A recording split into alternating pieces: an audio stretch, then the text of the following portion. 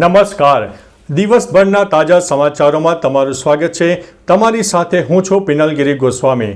સમાચારો વિસ્તારથી જાણીએ એ પહેલા મહત્વના સમાચારો ઉપર એક નજર. નમસ્તે ગુજરાત. સૌથી મોટા અને અગત્યના સમાચાર સામે આવી રહ્યા છે ભૂકંપના. ગુજરાતમાં આવ્યો જોરદાર ભૂકંપ. કચ્છના ભચાઉમાં ગઈકાલે ભૂકંપનો આંચકો અનુભવાયો. વહેલી સવારે 6 વાગ્યે અને 50 મિનિટે આ ભૂકંપનો આંચકો આવ્યો. ભૂકંપની તીવ્રતા 3.2ની નોંધાઈ છે, જેનું કેન્દ્ર બિંદુ ભચાઉથી 13 કિલોમીટર નજીક નોંધાયું છે. ખાસ કે આ ભૂકંપમાં કોઈ જાનહાનિના સમાચાર નથી. કચ્છમાં અવારનવાર ભૂકંપના આવા આંચકા આવતા રહે છે.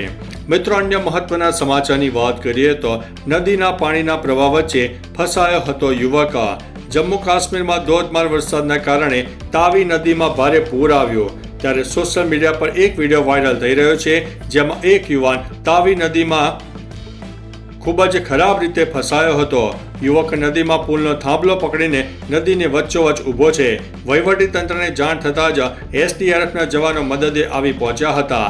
એસડીઆરએફ જવાનોએ રેસ્ક્યુ કરીને યુવકનો જીવ બચાવ્યો હતો. મિત્રો, અન્ય મહત્વના સમાચારની વાત કરીએ તો નાંદોદમાં સૌથી વધુ 8 ઇંચ વરસાદ જોવા મળ્યો.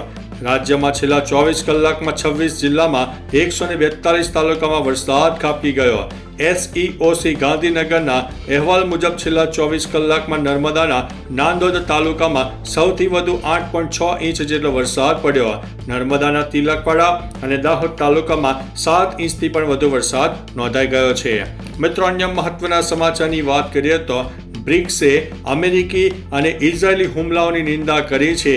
બ્રિક્સ રાષ્ટ્રોએ એક નિવેદન બહાર પાડીને ઈરાન પર થયેલા અમેરિકી અને ઇઝરાયેલી હુમલાઓને આંતરરાષ્ટ્રીય કાયદા અને UN ચાર્ટરનું ઉલ્લંઘન ગણાવ્યું છે. બ્રિક્સે સ્પષ્ટ કર્યું છે કે ઈરાનની પરમાણુ સુવિધાઓ પર હુમલો માત્ર આંતરરાષ્ટ્રીય નિયમોનું ઉલ્લંઘન નથી, પરંતુ તે આંતરરાષ્ટ્રીય પરમાણુ ઉર્જા એજન્સીના દિશા નિર્દેશોની પણ વિરુદ્ધ છે. બ્રિક્સે વાતચીત દ્વારા ઉકેલ લાવવા માટે અપીલ કરી છે. મિત્રો, અન્ય મહત્વના સમાચારની વાત કરીએ તો સતત 6ઠ્ઠી વાર સરપંચ બન્યા છે આ ભાઈ. રાજ્યમાં ગ્રામ પંચાયતોની ચૂંટણીના પરિણામ જાહેર થઈ ગયા. આમાં જામનગર તાલુકાની ધ્રાંગધ્રા ગ્રામ પંચાયતના રમેશભાઈ હિરજીભાઈ કર્ણસાગરા સતત 6ઠ્ઠી વાર સરપંચ બન્યા છે. તો કચ્છમાં અંજાર તાલુકાની ખંભારા ગ્રામ પંચાયતમાં લખીબેન પ્રકાશભાઈ હુંબલ સરપંચ બન્યા છે. રાજકોટ જિલ્લાની સૌથી મોટી સણોસરા ગ્રામ પંચાયતમાં મુસ્લિમ મહિલા ડોક્ટર નફીસા શેરસિયાને સરપંચ પદ મળ્યું છે. મિત્રો, અન્ય મહત્વના સમાચારની વાત કરીએ તો 15 જળાશયો હાઈ એલર્ટ ઉપર જોવા મળ્યા છે. છેલ્લા 2 દિવસથી રાજ્યમાં ભારે વરસાદ પડી રહ્યો છે. ત્યારે એનડીઆરએફના અધિકારીઓના જણાવ્યા અનુસાર ભારે વરસાદના કારણે રાજ્યના 206 જળાશયો પૈકી 15 જળાશયો હાઈ એલર્ટ ઉપર, 12 જળાશયો એલર્ટ ઉપર તથા 11 જળાશયો વોર્નિંગ ઉપર રાખવામાં આવ્યા છે.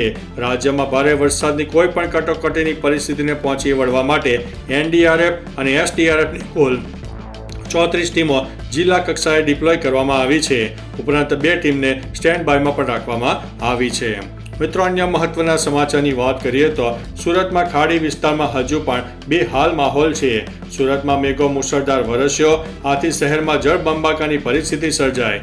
શહેરમાં ખાડી વિસ્તારમાં પાણી ભરાઈ ગયા હતા. સોસાયટીઓમાં પાણી ભરાઈ ગયા. રહેણાંક વિસ્તારોમાં પાણી ભરાતા તંત્રની કામગીરી સામે સવાલો પણ ઊભા થયા. સુરતમાં 2 દિવસ જેમ છે તેમની તેમ સ્થિતિ જોવા મળી. મેયરે તંત્રને બચાવવાના પ્રયાસો કર્યા હતા. લોકો તેમના ઘરોમાંથી પાણી સાફ કરવામાં લાગ્યા છે. ઘણા રસ્તાઓ હજુ પણ બંધ છે. નદીઓમાં પૂર આવી ગયા છે. મિત્રો, અન્ય મહત્વના સમાચારની વાત કરીએ તો એર ઇન્ડિયાએ લીધો છે મહત્વનો નિર્ણય. ટાટા ગ્રુપની એરલાઇન કંપની એર ઇન્ડિયા માટે એક મહત્વનો નિર્ણય લેવામાં આવ્યો છે. મળતી માહિતી મુજબ ટાટા સન્સના ચેરમેન એન ચંદ્રશેખરને એર ઇન્ડિયાના દૈનિક સંચાલનની જવાબદારી પોતે સંભાળી લીધી છે. એર ઇન્ડિયાના CEO અને MD કેમ્પબેલ વિલ્સન થોડા સમય માટે રજા પર છે. એવું સમય પર આ પગલું લેવામાં આવ્યું છે. ચંદ્રશેખરને એર ઇન્ડિયાના ટોપ મેનેજમેન્ટની સાથે મીટિંગ કરીને તમામ કામો ઉપર દેખરેખ રાખી રહ્યા છે. મિત્રો, અન્ય મહત્વના સમાચારની વાત કરીએ તો રથયાત્રાને લઈને અમદાવાદ મ્યુનિસિપલ કોર્પોરેશનનો મહત્વનો નિર્ણય. અમદાવાદમાં આવતીકાલે 27 જૂને યોજાનારી ભવ્ય રથયાત્રા પૂર્વે અમદાવાદ મ્યુનિસિપલ કોર્પોરેશન દ્વારા જાહેર હિતમાં મહત્વનો નિર્ણય લેવાયો છે. રથયાત્રા દરમિયાન કોઈ અનિચ્છનીય ઘટના ન બને તે માટે બિનસલામત, જર્જરિત અને નબળા મકાનો પર વધુ ભીડ એકઠી ન કરવા ચેતવણી આપવામાં આવી છે. આ ઉપરાંત રથયાત્રાના રૂટ પરના વેપારીઓ અને મકાન માલિકોને રસ્તા પરથી બાંધકામ સામગ્રી હટાવી લેવાની સૂચના પણ આપવામાં આવી છે. મિત્રો, અન્ય મહત્વના સમાચારની વાત કરીએ તો જાણો બે વેવાણ વચ્ચે કોણ જીત્યું સરપંચનું પદ.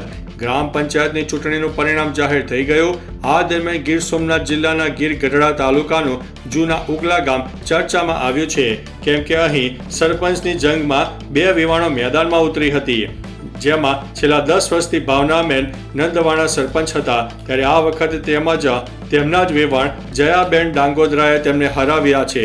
જયાબેને 606 મતે ભાવનાબેનને આખી પેનલ સહિત હરાવી દીધા છે. મિત્રો, અન્ય મહત્વના સમાચારની વાત કરીએ તો શુભાંશુ શુક્લાના માતા પિતા રડી પડ્યા.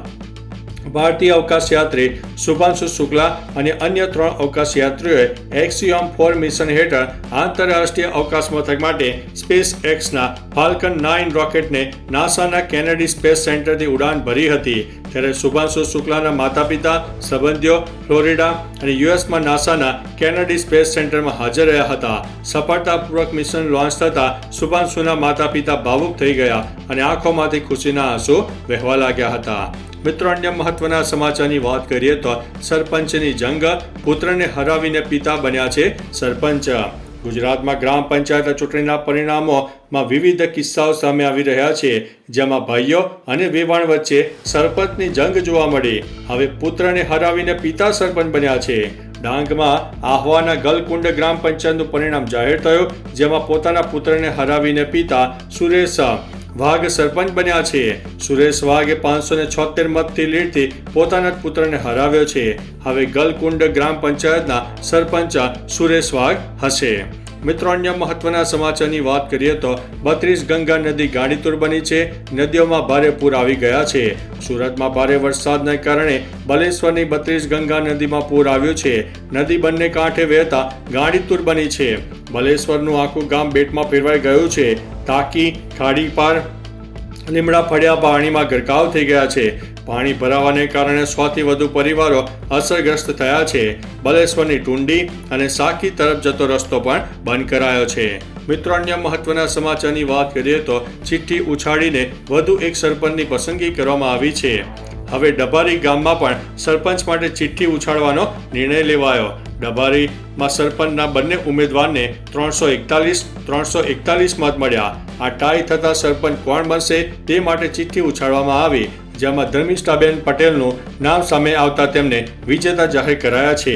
બીજી તરફ કચ્છના અંજારમાં મોડવદર ગામમાં સરપંચ ચૂંટણી દિનેશભાઈ રબારી જીત્યા છે. તેઓ 650 મતથી વિજયી બન્યા છે. મેઘરજના પટેલ ઢુંડા ગ્રામ પંચાયત વોર્ડ નંબર 6 માં ટાઈ થતા પણ ઉકેલ લવાયો હતો. મિત્રો, અન્ય મહત્વના સમાચારની વાત કરીએ તો દુકાન માલિકો તંત્ર સામે રોષે ભરાયા છે. સુરતમાં ભારે વરસાદને કારણે ખાડીના પૂરથી શહેરમાં ભારે તારાજી સર્જાઈ છે. સરથાણામાં ખાડીમાં પૂરે વિનાશ વેર્યો છે. દુકાનો અને ઘરોમાં પાણી ઘૂસ્યા હતા. આથી ગંદકીનું સામ્રાજ્ય ફેલાયું છે. દુકાનોમાં પાણી ઘૂસી જતા દુકાનદારોને ભારે નુકસાની ભોગવવાનો વારો આવ્યો છે. માલ સામાન પલળી જતા દુકાન માલિકોએ તંત્ર સામે રોષ વ્યક્ત કર્યો છે. ગંદકીના કારણે બીમારીઓ રહદ્દર સ્વરૂપ લેશે તે કંઈ નવાની વાત નથી. અહીંથી હવે સ્થાનિકોમાં રોષ ફેલાયો છે. મિત્રો, અન્ય મહત્વના સમાચારની વાત કરીએ તો પૂરની સ્થિતિને લઈને મંત્રીની બેઠક. સુરતમાં ખાડીના પાણી ફરી વળ્યા. અનેક વિસ્તારો પાણીમાં ગરકાવ થઈ ગયા. લોકોને ભારે હાલાકી ભોગવવાનો વારો આવ્યો છે. દર્દીઓને દવાખાને લઈ જવા માટે પણ ભારે હાલાકીનો સામનો કરવો પડી રહ્યો છે. ત્યારે હવે શિક્ષણ મંત્રી પ્રફુલ્લ પાનસેરિયાએ કામરેજમાં અધિકારીઓ સાથે બેઠક યોજી છે. પૂરવાળા વિસ્તારોની સમીક્ષા કરવામાં આવી રહી છે. તો ચાલો મિત્રો, ફરીથી દેશ અને દુનિયાના સુપરફાસ્ટ સમાચાર લઈને મળતા રહીશો. ત્યાં સુધી અમને રજા આપશો. નમસ્તે.